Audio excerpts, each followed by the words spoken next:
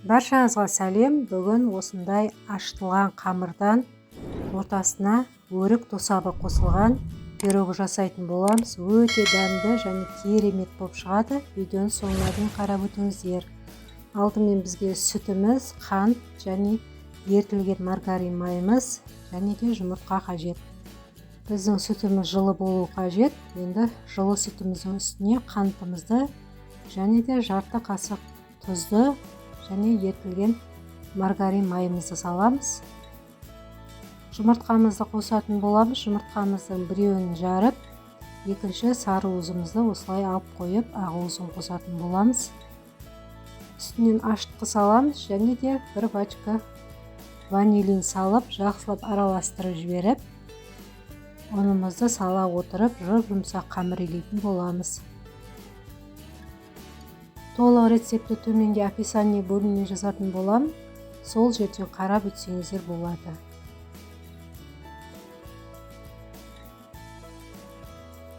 Біздің қамырымыз қолымызға жабыспайтындай жұмсақ болып үйленуі қажет. Қолдарыңызға жабысқан жағдайда үстінен кішкене ұн салып илесеңіздер болады. Иленген қамырымызды жарты сағатқа бетін жауып жылы орап қоятын боламыз. Жарты сағаттан соң біздің қамырымыз көтерілетін болады.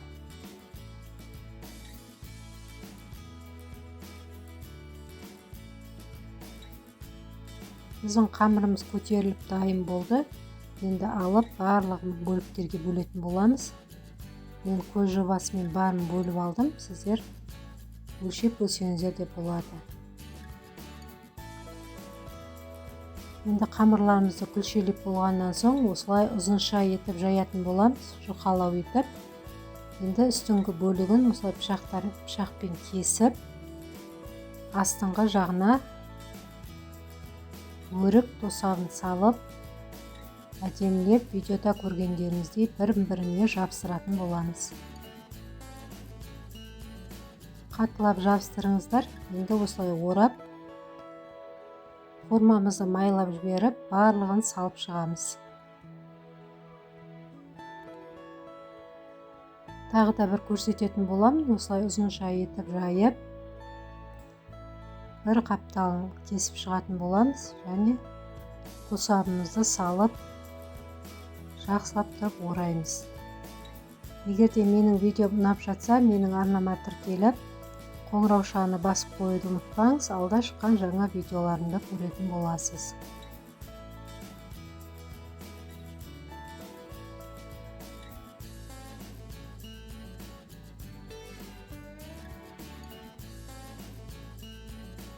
Сіздер кез келген вареньені қолдансаңыздар болады.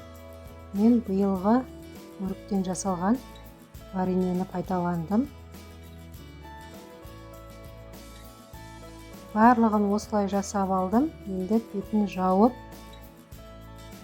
15-20 минутқа қоятын боламыз. Сол уақытта біздің пирогымыз көтерілетін болады.